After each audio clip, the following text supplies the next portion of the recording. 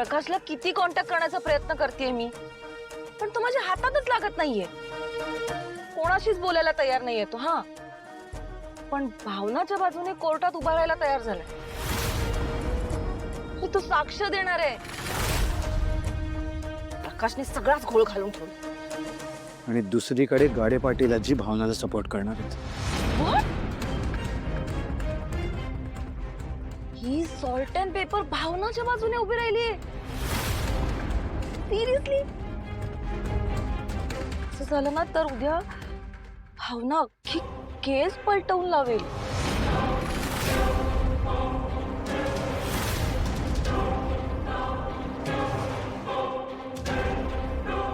Got it.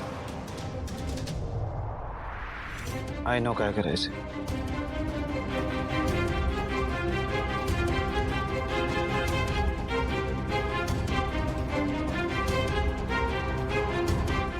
Siddhiraj, काय आहे सगळं? सिद्धिराज,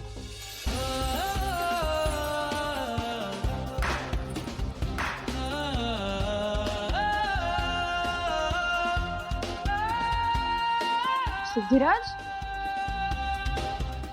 भावना, माझं आयुष्य कमाल एक नंबर होऊन आज 1 महिना झालाय. कारण अगं आपल्या हनीमूनला 1 महिना झालाय आज. सिद्धिराज, भावना, खरं सांगू म्हणजे तसं तर मी या घरात कायम सुखातच होतो. मला विचारायचं की कशाला करायचं मग लग्न. लग्न झाल्यानंतर मला कळलं की खरं प्रेम, खरा आनंद, खरी नाती काय असतात ते. आणि फक्त आणि फक्त तुझ्यामुळे झालंय. आपल्या आजूबाजूला काहीही असलं, काहीही घडत असलं तरी सुद्धा आपण छोटे छोटे आनंदाचे क्षण सेलिब्रेट करायला पाहिजे. हे मी तुझ्याकडून शिकलो. तू नको टेन्शन घेऊ सोनी भावना. आपण ही केस जिंकणार असू, पण आजची रात्र सेलिब्रेशनची आहे, हो ना? डोळे मीट ना, डोळे मीट प्लीज.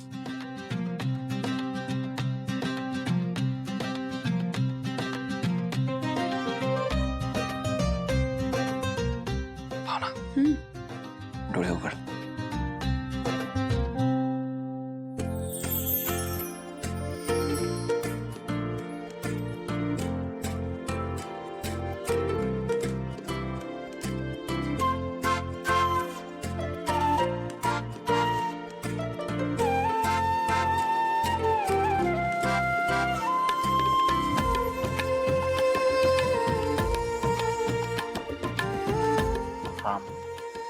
अहो,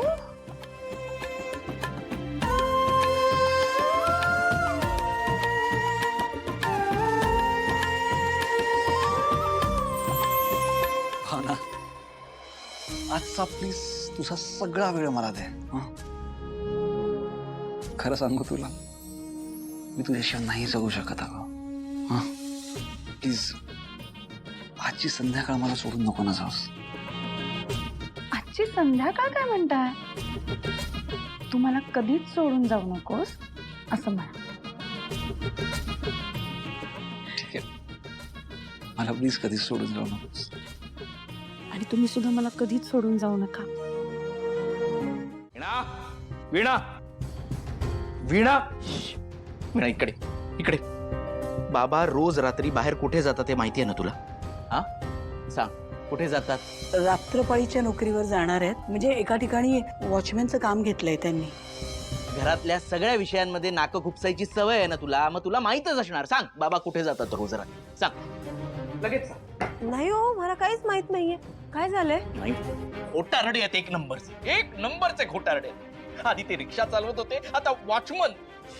लाज काढली. हो बोला, जरा बाहेर ऐकायला जाईल. मग जाऊ दे ना.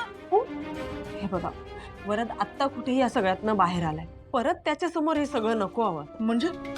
म्हणजे आता या घरात मी माझा राग पण व्यक्त करायचा नाही की त्या बाप लाज काढतोय, पोरासमोर बोलायची चोरी. काय काय झालंय? कसला एवढा त्रास होतोय तुम्हाला? काय कळलंय तुम्हाला बाबांबद्दल? काय कळलंय म्हणजे मी तरी बरं मी बघितलं म्हणून. दुसऱ्या कोणी बघितलं असतं ना तर लाज गेलीच असती.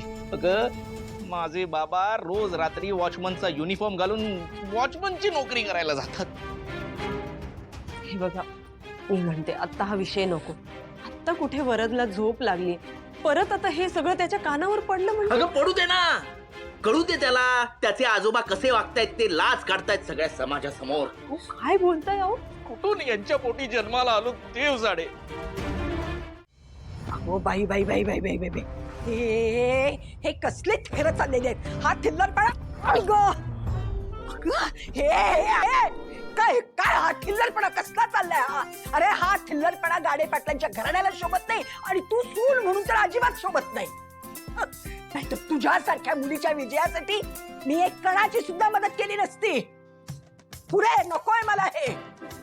आजी ते ऍक्च्युली आमची डोकी ठिकाणावर नसती यायचं ना. अरे काय चाललंय काय? आपल्या घरात काय चाललंय?